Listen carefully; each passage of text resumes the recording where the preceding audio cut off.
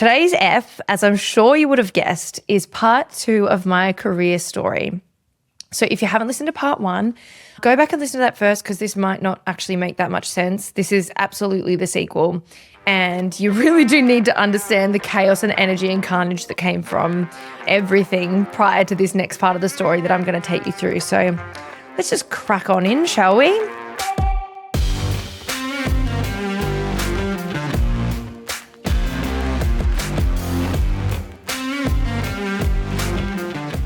This podcast is being recorded on Gubbi Gubbi land. We pay our respects to the traditional custodians of this land, our country, and elders past and present.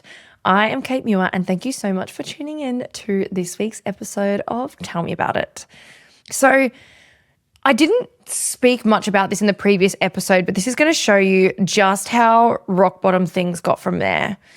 So the morning that I had my motorbike accident, I was riding with my boyfriend at the time and also my best friend, Boxy. And when I had my accident, my boyfriend of about 18 months ditched me and took off. My bestie got off his bike so quickly that he actually dropped it on the bitumen road and sprinted to me to make sure that I was okay and stayed there and nurtured me and held my leg up because I had a broken knee and a fractured pelvis. So he literally held my body still. And even a random dude driving past literally stopped, parked his ute so that nobody else would run into me or hit me or something because I'm in the middle of the road at this point. This other car's gone into the barricade. There's just shit everywhere. So all these people helped me more than my boyfriend is.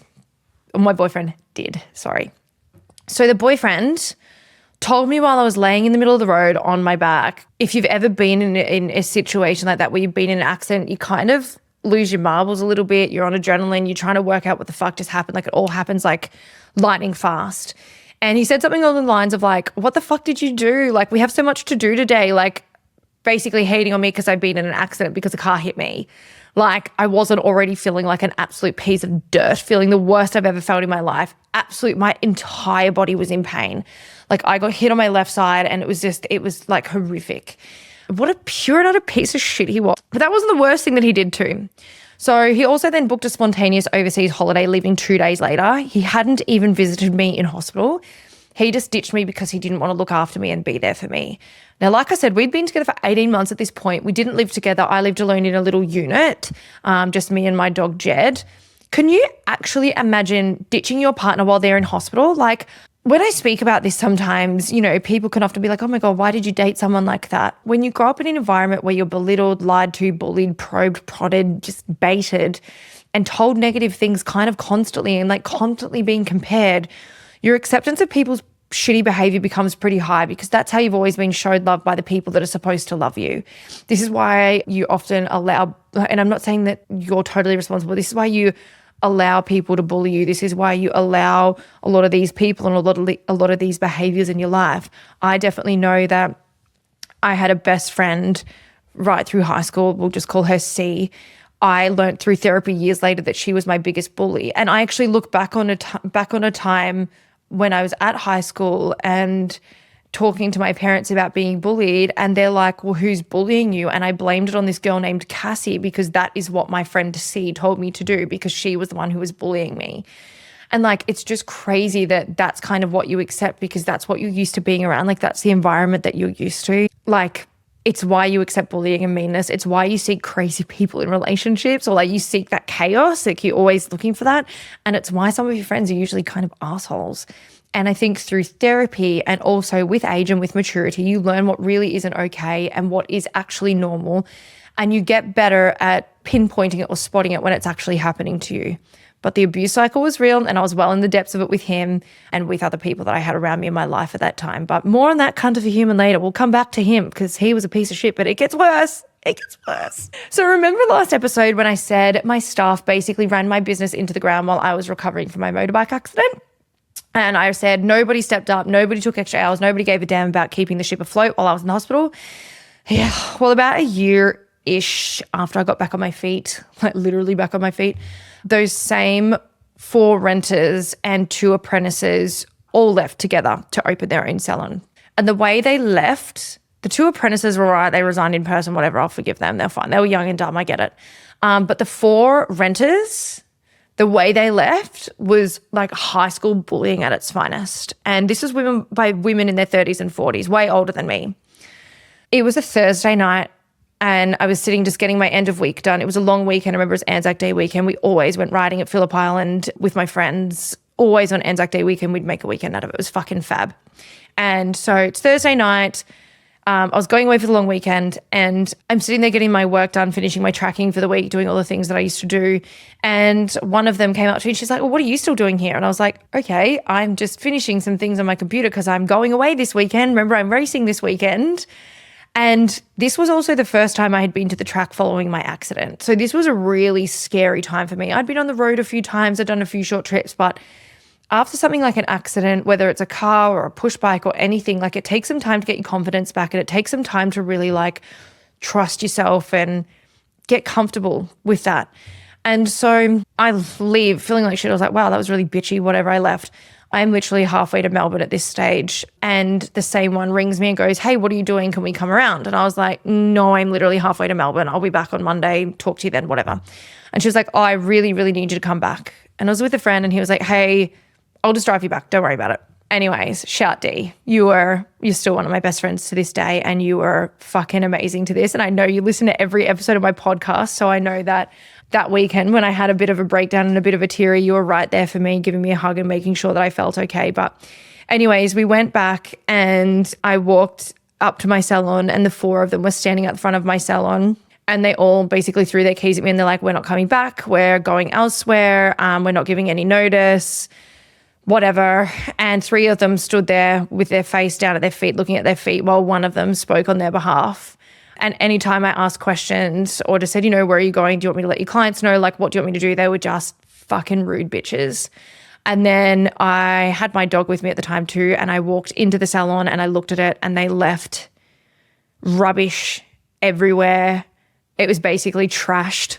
They'd taken things that weren't theirs. There was a pair of scissors that had gone missing. There was so many things that they did. And I just thought, you fucking assholes, absolute assholes. And what, like all of you couldn't have a private conversation with me or just tell me during the day when I was there. You've instead asked me to leave so that you can do this sneakily. And then you've asked me to come back and you've done it on a weekend when I've got my first track day straight after. And that was very scary for me and very overwhelming for me. Like you planned that. Fucking assholes. Anyways, at the time I was devastated and I felt like the universe was kicking me while I was already down. I felt like I'd lost everything and I was just tired of losing at this point. I was so tired of building things up only to watch other people come in and shit all over it. And look, in the midst of all that happening, I have now given up my lease on my great little unit that I had, moved into a house with a dickhead boyfriend. I'm trying to sort out my endo and my raging pain and my fertility issues, which I'd had since I was a teenager, by the way. This wasn't a new thing, but it had gotten really bad at this point. And now I look back on it, I'm like, okay, energetically, I wasn't in a good place. That obviously shows up as a woman in all your fertility places, but I was going through the process of scans and blood tests and everything. And I actually discovered that my disgusting pig of a boyfriend who I'd been with for a long time, the one who ditched me to go overseas, gave me an STD. And there's only one way to get an STD when you're in a relationship. So my friends, being the absolute kings and queens that they were, found out by trawling through his emails that I had the password to, that he cheated on me with many men and women. He was going to swingers clubs. He was doing all these things. And look, he was living a completely second life, had 2 phones, all of it, lying about where he was and things like that. And now look, I'm not here to yuck anyone's yum. I'm bisexual. I'm very proudly open about that. But why the fuck do you keep a relationship with someone who doesn't share the same interests as you? Like, he was a very inferior man. And I look back on that now, I was like, God, he was so weak. So maybe he got a lot out of making me feel small, or maybe he had a cheating kink or something like that. Who bloody knows? But, the man was 30 living at home with his parents when we moved in together. So maybe that should have been red flag number 1.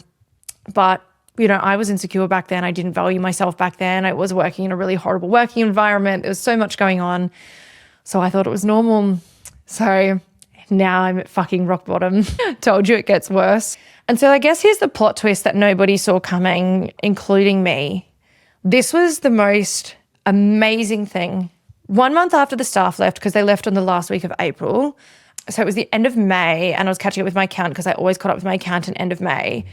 And it was a month after I dumped the boyfriend, because that happened a couple of days later. This was For the first time in years, and I mean like in the 3 to 4 years I've been in business at this stage, I was able to make all payments on all of my debts. I actually paid off my stock bills in full and I made a profit at the same time, in the same month, and it felt like a fucking miracle. All of my ex's friends that he'd been friends with since high school dropped him like a sack of shit, which was glorious to watch happen in real time. And all of a sudden, I'm working 5 days a week instead of 7. My workload had halved because I wasn't deep cleaning on weekends and answering 900 phone calls a day and managing all my renters' late payments and all the staff discounts that were happening. I was seeing better quality clients. It was actually crazy the amount of clients that used to come in and be like, oh, I just never really liked coming here. I loved you so much, but like I never liked coming here because there was always so much going on and the girls were always bitching to each other. And I was like, fuck, I was so blissfully unaware of that stuff. So I started getting better quality clients. So many of my clients came back from my second salon and the ones that had left me in the first salon. My grocery bill had gone from about $500 a month to about $40. My color bill had gone from $4,000 a month to less than $750. My power bill had also reduced by 60%. It was crazy. Like my costs had plummeted overnight. And all those clients were being undercharged in my absence. Now they're being charged properly and they're paying proper prices because I was the one at the till. The phone was being answered properly because I was the one answering it for myself.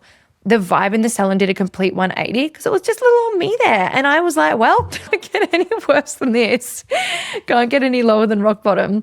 I think for the first time in what felt like forever, it was like I could go to work. I wasn't scared to go to work. I wasn't having anxiety attacks before work. I wasn't stressed about what chaos and foul moods I was going to walk into. I wasn't dreading walking through the door and having to walk on eggshells. And, you know, I felt like I really owned my business. I was free. I was genuinely, truly, magnificently free. And it was the fucking best. Tell me that motorbike accident wasn't the biggest shove from the universe ever.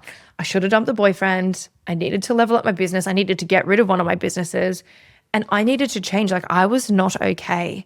I did that month and I became an independent solo operator in a commercial space. I call them indies nowadays. For years after that, and honestly, I absolutely fucking loved it. It was so uncomplicated. No staff dramas, no personality clashes, no theft, no undercharging, no one else's problems becoming my fucking problems. Just me, my clients, and the work that I loved doing. So I worked like an absolute Trojan for a few years. No days off really, no holidays, no slowing down. I was a woman on a mission, and that mission was getting out of debt. And I did it. I paid off every single cent of that almost $300,000 debt. Every single cent, every bit. So I want to break down a little bit about what that debt actually consisted of because I think it's important to understand the scale of what I was dealing with. So I had $65,000 in credit card debt across multiple cards, all maxed out.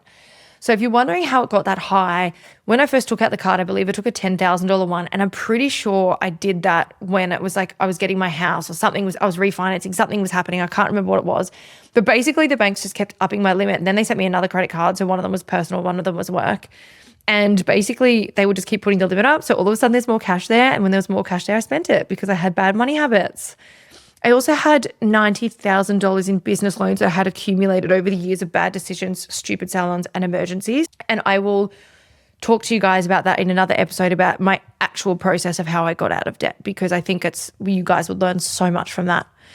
I had $130,000 in ATO tax debt because when you're barely surviving, paying your tax bill tends to fall to the bottom of the priority list. And on my perception of that now has completely changed. Obviously, I pay my tax as it comes in. It's a very good feeling, more tax, more profit. But back then I was just like, yeah, it's fine. And the ATO was pretty lazy. They didn't really chase it. I had $10,000-ish in overdue bills to suppliers, landlords, and everyone I owed money to, a bit of cash. I also had, and I don't talk about this one much, $20,000 in vendor finance payments for a third salon that I bought. So I had sold my second salon at this stage, but it was my third salon. So the story here goes, so during this time, I met someone who I dated for a few months. He was a country boy and his sister Becca was a hairdresser and wanted to buy a salon in her area and wanted a business partner. So I went 50-50 with her and the plan was always that I would stay silent. I would help her with the books because clearly I was so good at that back then. Not. And long story short, it was only owned a couple of months. because a few months after we bought into it together, I broke up with her brother and she absorbed my half, took on my half of the vendor finance. I got no cost. I got no money back out of it, but it was no loss to me either. Like I just got to walk away. And I don't speak about this a lot because she's a legend and I still talk to her now. She doesn't own the salon anymore. She ended up selling it a couple of years ago, but she was really good to me through that time and her brother was awful. So she just like let me out. I was like, no, that's fair. Like I understand. But all of that debt was gone, all of it paid in full. And how I, that, like I said, is an episode for another day, but I am recording that at the moment. So stay tuned. So while I was in the trenches of paying off that absolute mountain of debt, something else really important was happening. I was completely transforming the type of work that I was doing behind the chair. So when I first started out, I was doing what most hairdressers do, basic services for basic prices. I was offering tint and trim packages for under $100, spray tans for $30, eyebrow waxing, facial waxing, those sorts of things, like really cheap, really high volume, quick turnover work. Nothing special, nothing creative, nothing that set my soul on fire. And it didn't even pay the bills and it didn't feed my passion at all. During this solo era, I made a conscious decision to evolve. I invested so much into my education and learning. I upskilled hard. I pushed myself creatively harder than I ever thought that I would. And I repositioned myself in the market as a creative colorist rather than just another hairdresser offering the same services as everybody else. And it worked. It really, really, really worked. I became known as the leading creative colorist in my area and people were traveling from everywhere to see me. Specifically, I even had 2 sisters that flew in from Sydney every 6 weeks to see me. By this stage, social media is a thing. My Instagram's popping off with transformations and color work that got people really excited. And I built that business on my own to the point where it was making $300,000 in revenue per year, and that was on my own. $315,000 it made in my last financial year on my own. No team, no overheads, just me. And so, more importantly than the money, I was doing the work that I actually loved with clients who were genuinely cool. Like I had the fucking sickest clients. My clientele transformed along with my services. I was attracting creative, interesting, fun people who valued what I did and were happy to pay good money for it. Beyond the salon, I was also building a reputation in the wider industry as well. So I was doing photo shoots that got published in magazines. I was working fashion weeks and seeing my work walk down runways. I was winning awards. I was creating editorial content. Like even locally, I always got asked to do all the bridal hair and everything like that. I was competing in hair competitions. I was winning. I was doing platform work. I was getting on stage at industry events. I was just doing so much fun shit and I was teaching. I was living literally my absolute best hair life. After all the struggle and all the trauma and all the debt, I had finally found my groove and I had finally figured out who I was as a creative. And also I was really coming of age as a business person. And that felt pretty bloody awesome. So I became laser focused on 3 things: my business, my career, and myself. Nothing else, no distractions, no drama, just growth. So with my newfound debt and debt-free status, I threw everything into growing my original salon, but this time I did it differently. This time I'd learnt from everything that I had done previously. I started by hiring a PA, like an assistant/receptionist, to help with all the administrative stuff, life tasks, back end of business stuff that was eating up my time so that I could focus on just doing the hair, which was what I absolutely loved at that time. Then I brought on an apprentice to train up the next generation, then a couple of seniors, including one that I sponsored, then another apprentice. And before I knew it, my little salon was cracking $1 million in revenue every single year with 6 staff. $1 million from a tiny little arcade salon that had been turning over 150 grand when I bought it as a 19-year-old kid. What? It was so fucking cool. I rebranded from the old-fashioned Chelsea lane, which had never really suited the business, if we're being honest, to raw edge hairdressing. The name actually was named by one of my clients, which I thought was really cute. I thought it was really special. It felt more fitting for the creative, edgy, modern salon that we had become. And the really important part was I finally stopped working myself into the ground after years of no shit 80-hour work weeks spread across 5, 6, 7 days. I cut down to 40 hours over 4 days and I had a life again. I built a relationship. I got married. I had friends, like great friendships flourishing. I had a life outside of work. I had a space to breathe. And I think I was able to exist as a human being rather than just a business running machine. The secret Systemizing everything and delegating the workload properly, creating documented processes for everything, client booking, stock ordering, training, cleaning, social media, you name it. I hired people I could actually trust, and then I actually trusted them to do their jobs. I set up accountability structures and just ways of doing things that were fair but firm. And I led the way. None of this do as I say, not as I do shit. I was the leader. Basically, I did all the things that I should have done from the start, but was too young and inexperienced to know that I needed to do. And my peers started to notice. Other salon owners saw what I'd built and how much work I'd put in to get there. They saw my transformation from chaotic mess to successful, systemized business owner. They started asking questions, lots of questions. And I was being asked to participate on industry panels. I was getting featured in media from a business perspective opposed to creative. People were reaching out for advice and really valuing my input. And I wasn't just a salon owner anymore. I was becoming someone that other salon owners looked up to for guidance. And this is where the idea to launch into coaching evolved.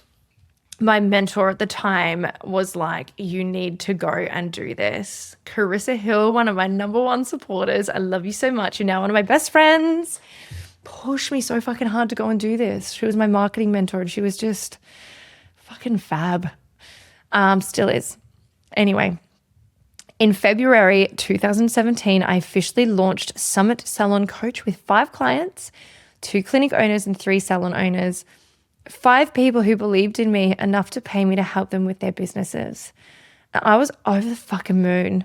This felt like my calling. Everything I'd been through, all the mistakes, all the failures, all the lessons learned the hard way, suddenly had a purpose. I could use my experience to help other people avoid the pitfalls that I'd fallen into. I could help them build successful businesses without the decade of trauma I had to endure to get to the other side. Within a year, I was actively working with 21 clients. By the end of my first year as a business coach, I generated over $348,000 in revenue from a brand new business in its first 12 months. While I was leaning heavily into coaching, my salon was simultaneously going through its biggest growth phase ever. The success of one fed into the success of the other. And that often happens. A lot of things will like move together and in the same direction. I was practicing what I preached.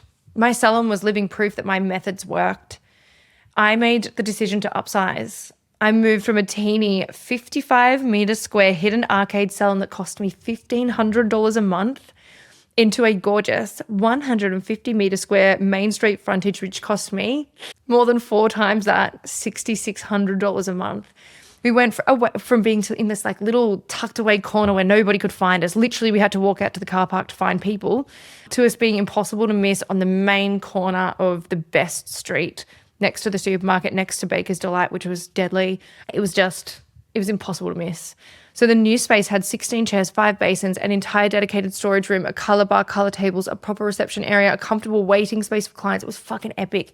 And I paid cash to fit that out. Dare to bloody dream, hey? Within 6 months of that move, I had literally tripled my team and tripled my revenue. At this point, I was completely off the floor. I wasn't doing any client work at all anymore. My salon was fully managed by people I trusted, and I had dedicated admin staff in my coaching business as well.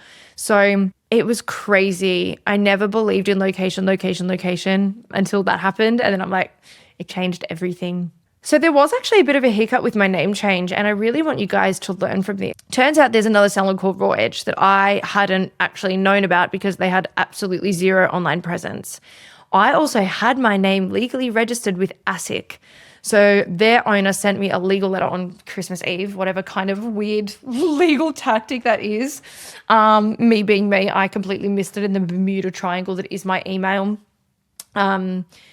I feel no shame about the mess that is my email, even though my staff hate me now for it. A second legal letter and a court threat came a few months later where they basically said they'd been established for way longer than me, and I just made the decision to rebrand. I would not want anyone to ever think that I copied them. I pride myself on being original, reading the market and doing things for myself. And even if it was an accident, I didn't want that to be something that was going to be my story.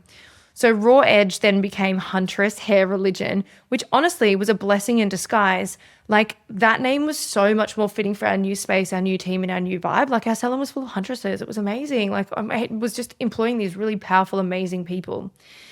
I also opened a barbershop shortly after that rebrand, and I called it Hunter Barbershop, and I manifested the fuck out of that business. So I had a girl in my team who was allergic to life, but especially allergic to color. And I mean, like, her hands would blow up in welts.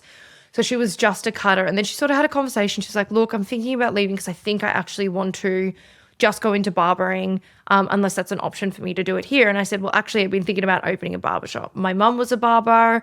I always think it's interesting. Barbering had just become this really trending thing. There was no barbers in my area. I thought this is a great opportunity. And I put on my manifestation board that I wanted, like, on my vibe board, I call it, that I wanted like a cool, like, industrial type shop with like big windows. And what do you know? A few months later, the dream shop 50 meters down the road, Art Deco arched windows, brick walls, fucking cool space, came available. So the single little barber chair in the back of my salon had gotten way too busy, and we moved into Hunter Barbershop. And it was close enough to manage together, but far enough to have its own identity. And it was such a cool space with its like own really distinct vibe. And I never worked on the floor of my barbershop. That was never the plan. I never needed to. I did some of the apprentice training and the general education, but Hunter was fully managed from day one. I had one barber managing the floor, like the operations, the people, the whatever.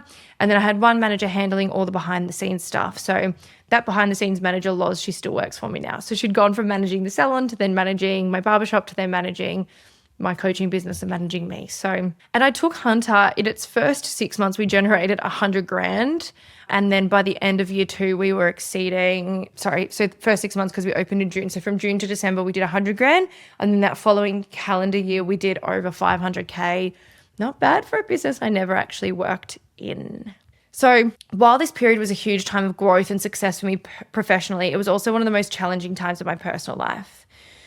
Shortly after I opened Hunter Barbershop, I actually left my domestic violence marriage.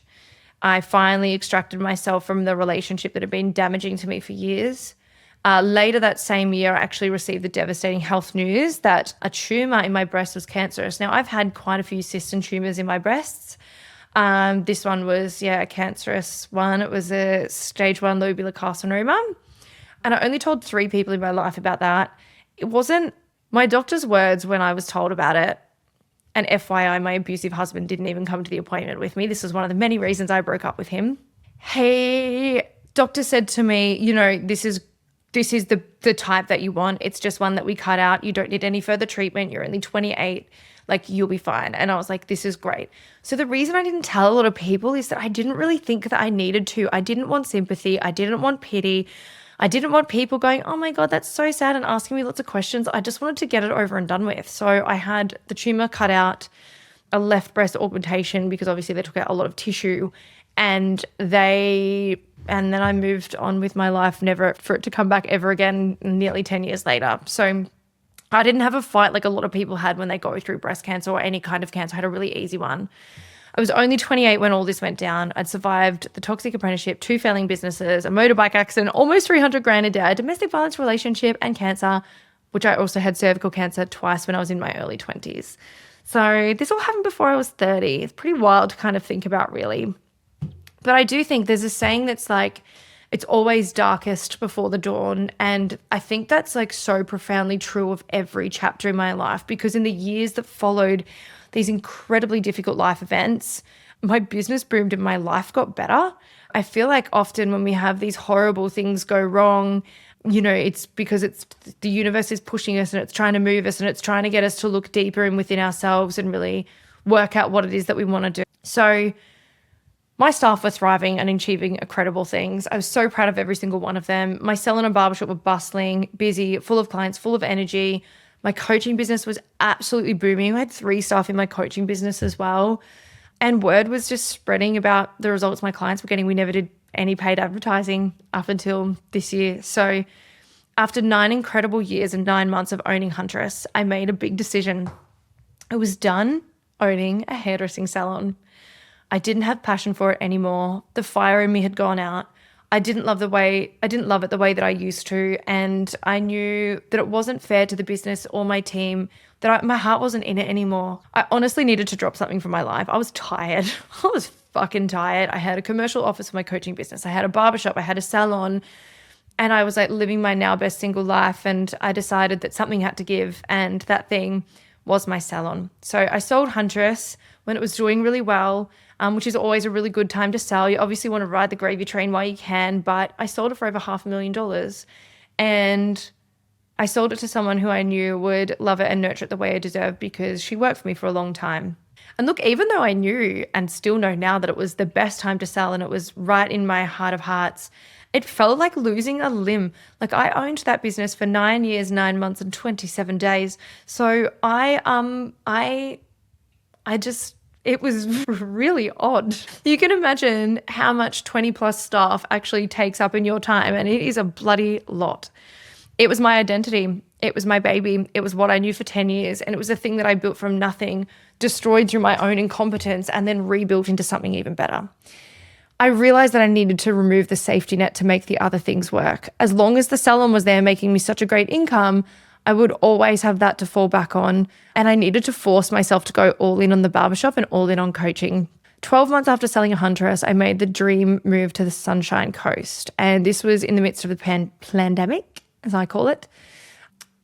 And the love of my life, my beautiful Rottweiler Jed, had just passed away, which anyone knows the loss of a pet is just so fucking painful. And especially like the first one that you have, like the one that was there, like he was the most consistent relationship I've ever had in my entire life, even now. Like he was all I knew for 9 years and he was the best thing ever. He showed me what true unconditional love is, and he was just there he was what got me through the really dark days. I was grieving so hard. The world was at chaos. I knew there was no time like the present to move and to make the fresh start. And as soon as I moved to Queensland, my coaching business flourished. My career expanded in ways that I never expected. And it was in middle 2021, so in the second year of Rona, which my barbershop was in Victoria, so it was a really, really hard year. I decided to sell Hunter Barbershop, and I went all in on coaching. Same thing. Barbershop was an absolute cash cow. Absolutely loved that business, loved my staff in there.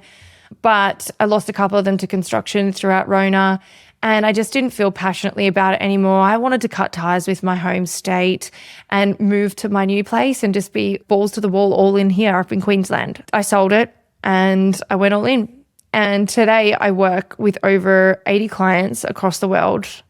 I am now married to the greatest human on the planet, my ride or die Cam. I'm living in a beautiful house with our 2 dogs.